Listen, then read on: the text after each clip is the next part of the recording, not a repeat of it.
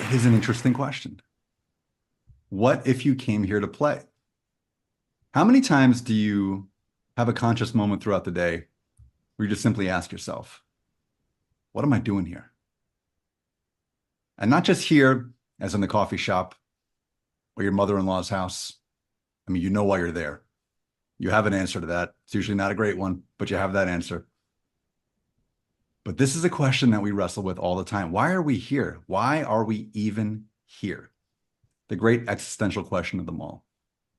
And I posit to you today that we are simply here to play.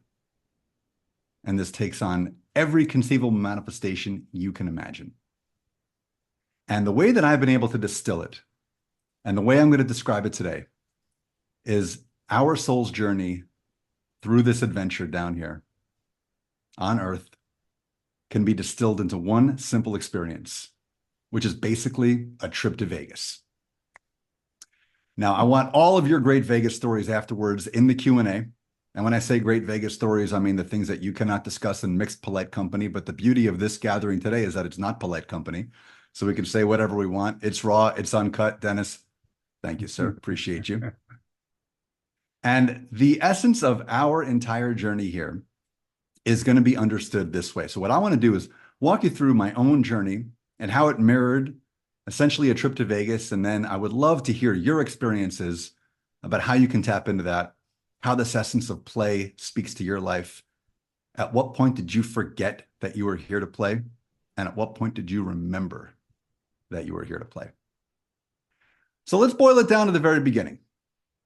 We first start out in a vibration way up here. I'm talking way up here. I'm talking the penthouse vibration, baby. I'm talking we're going really, really, really, really, really fast. We're way up here. We're vibrating in the highest densities that exist, and we're just vibrating. We're just having a great time. We're having a great time. We're in the most blissful, beautiful, incredible place you can possibly imagine. Some of you call it Cleveland. Whatever you want to call it, it's fine. But we're just vibrating and doing our thing. But we look all the way down here and see something very interesting. We see a much, much slower vibration. We call it planet Earth. And some people call it planet Vegas. So if you're way back home in Cleveland, you look all the way out there, you say, there's an interesting, glimmering place out in the middle of nowhere, way out in the desert, separated from everything. But it looks so fascinating. And there's nothing like it in all of creation. It's such a unique, interesting experience.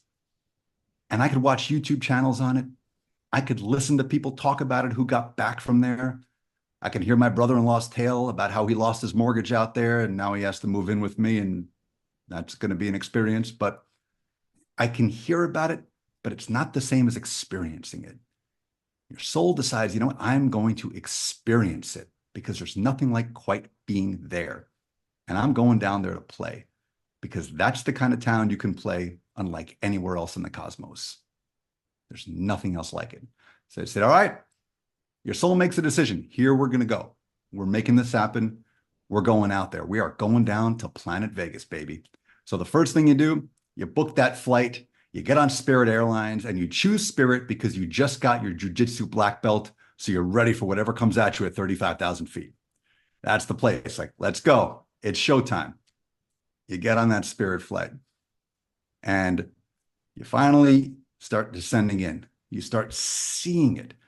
You start seeing the valley. You start seeing the casinos. You start seeing the Hoover Dam. You see the lights. You see all of it, and you realize I am going to be in for the adventure of a lifetime because there's nowhere else that I can play quite like this place. Everything I heard about it tells me that it's one of a kind, but now I'm going to experience it for myself. So this is the energy that your soul brings into life. This energy of there's nothing like this anywhere else. I'm going to play. I'm going to experience this. And what a story I'm going to have when I get home. All right, so that's fun. That energy is great, and that takes you into it. So you finally land. Like, all right, here we go. It's showtime, baby. Let's rock and roll. Let's dig in. Let's enjoy this. Let's experience this. Your soul gets off that plane. You pop out of the womb. You start crying hysterically because the Mets lost again. What are you going to do? And the doctor gives you a slap because that's a great way to come into the world. You get assaulted immediately. You show up and you get assaulted and you're crying. Like, this is a great way to just begin this entire experience. And you get off the plane and you're now in Planet Vegas. And the first thing you do is you go to your baggage claim. You go to the baggage claim at Harry Reid Airport because that's what we do when we're born. We collect our baggage. And what's the baggage? The country you're born in, the name you're given, the belief system you're given, the zeitgeist that you're born into, the passport that you're given, the family members that you're going to have. This is the baggage. And it's waiting for you at the carousel. Like, all right, well, this journey is going to begin when I pick up this baggage, and it will be my companion throughout this journey. This is what ultimately will clothe me. This is what's going to give me those Advil pills when I really need them. And it's Vegas because you're going to really need them. So you're just ready to roll. Okay, let's go. Let's do this. You still have that energy of let's play. You're ready. But immediately, something happens. Immediately. As soon as you get to the airport, because you flew Spirit, maybe they lost your baggage. Maybe somebody took your baggage. Maybe you took somebody else's suitcase.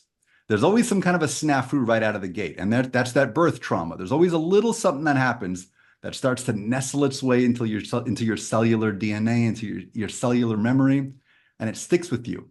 And it's the first experience you have of, well, wait a second. I thought this was just going to be a big playground. I thought this was just going to be fun. I thought this was going to be light. I thought we were just going to be vibrating up here all the way down here. Then you realize when you get down here, things vibrate a little bit slower. Things are a little bit heavier. Things are a little denser. Things are a little more difficult. They're not quite what you're used to, and they're not quite what you remember. So that first thing nestles its way in, but you're like, all right, we're still here to play. We're still here to have a good time. Let's do it. So what happens next? You become a toddler, and you make your first stop on the Vegas tour, and you find yourself in the beautiful, spectacular Grand Luxor. And I was just there. Let me tell you, they just recently renovated that place. And when I say recently renovated, I mean 1996.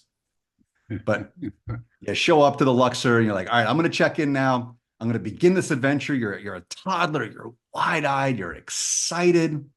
Everything looks amazing. And like a good toddler, you just want to run around and turn every single wall into a canvas that you're going to paint on. You're going to throw stuff. Oh, what's that over there? You can't eat that. I don't care. Whatever it is, you're just like, everything is fun. And in your toddler state, you're in the most pure expression of why you came here, which is, this is miraculous. Everything here is utterly miraculous. I cannot believe that I'm taking this in. And that's what somebody who first shows up to the Luxor thinks. If they've never been to Vegas before, you show up to the Luxor and you see this big, giant pyramid. That's a casino. It's a hotel. And the elevators go sideways. It's incredible. They go like diagonally. It's like that Willy Wonka elevator at the end of the movie. It goes this way, it goes that way, it goes that way. You've never been in an elevator like this. Nobody has. It's amazing. And you have this beam that shoots up, and it goes all the way into space, and you can see the beam from space.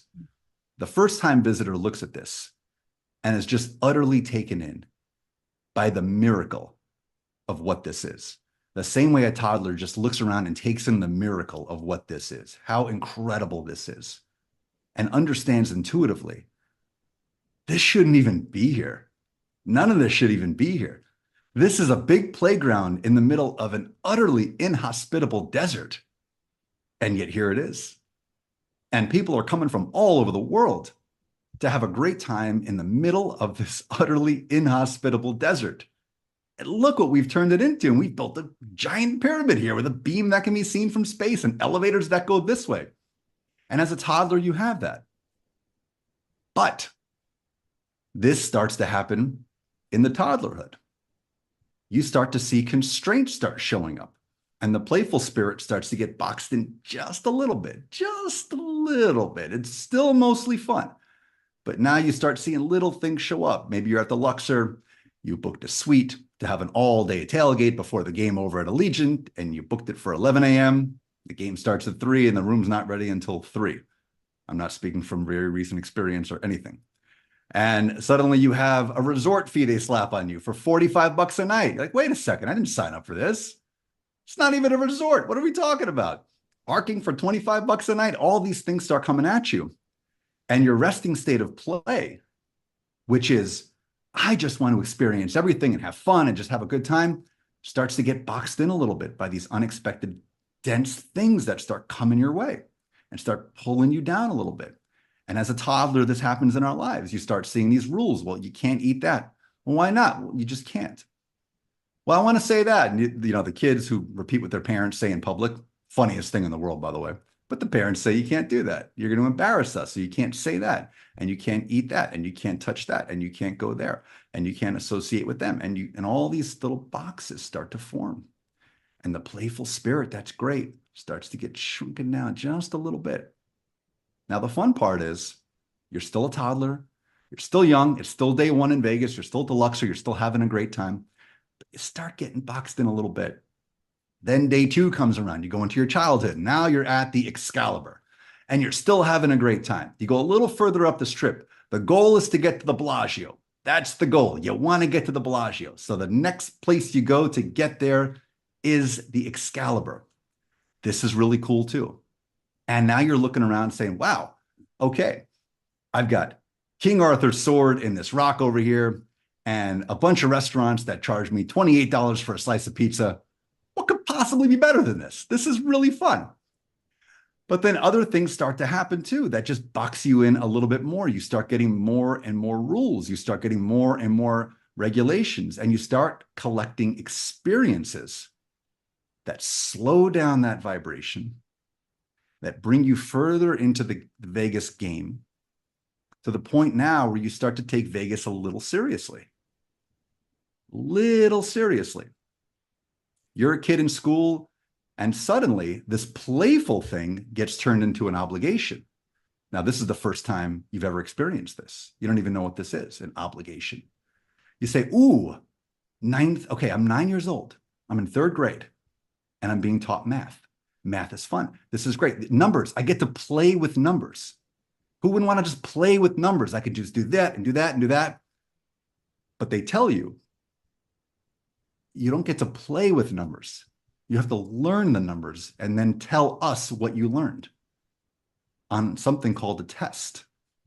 Well, what do you mean a test? What are you talking about? No.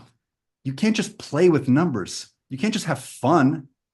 You have to learn them and then regurgitate it back to us. You have to let us know what you learned.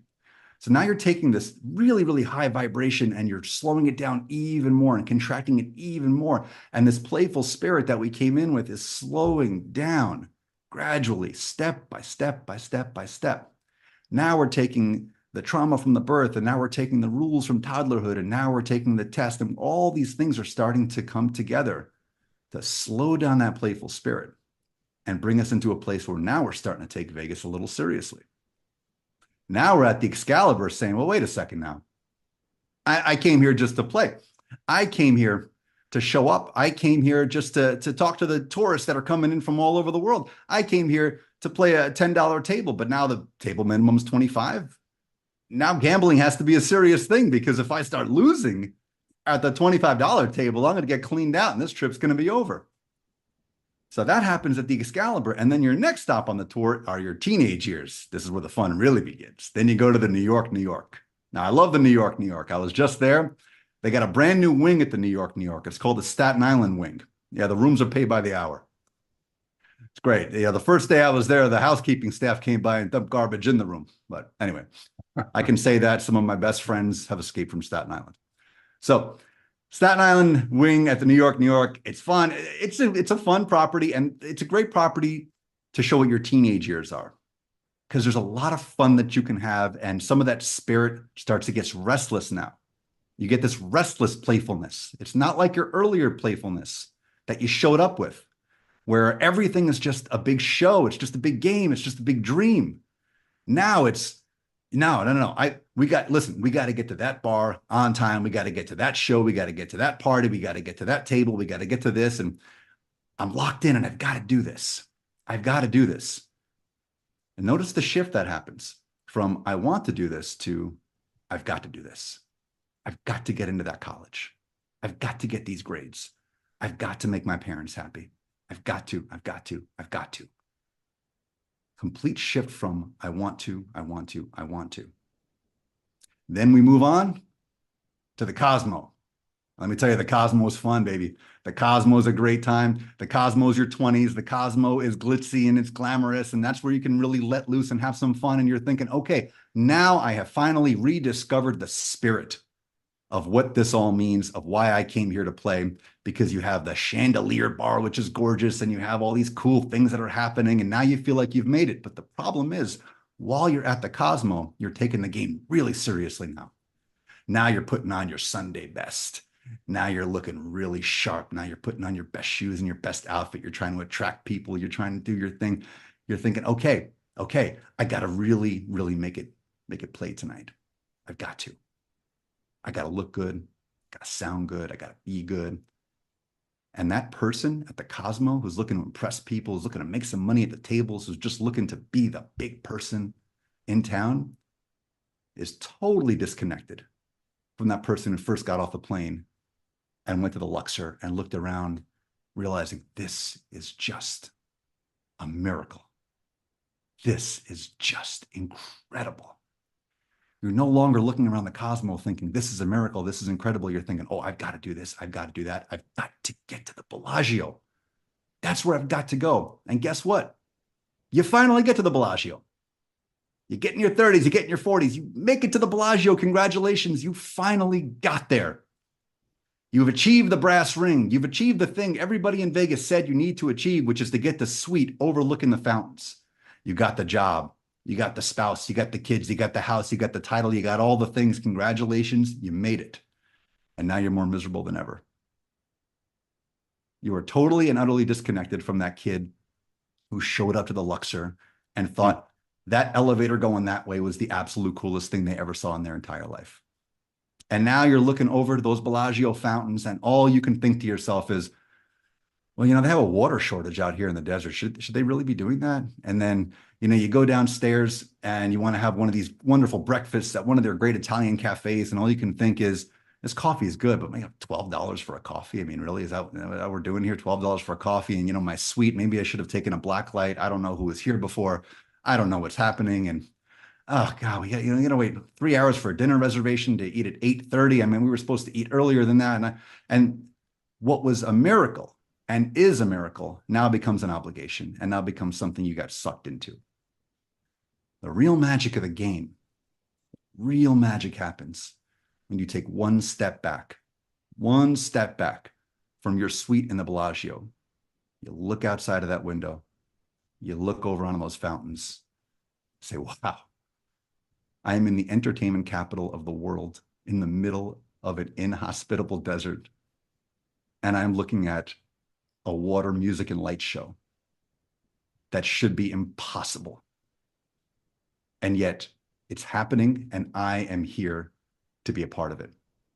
And I'm sharing this hotel with thousands of people from around the world who have the most incredible stories, who I can chat up over breakfast or over dinner or at a table, learn their stories. They can learn mine. Our vibrations can get light again. They can get happy again. They can get playful again by intersecting with each other. And as they do that, we can rediscover who we really are, why we really came here, and what this Vegas adventure is truly, truly all about. Thank you.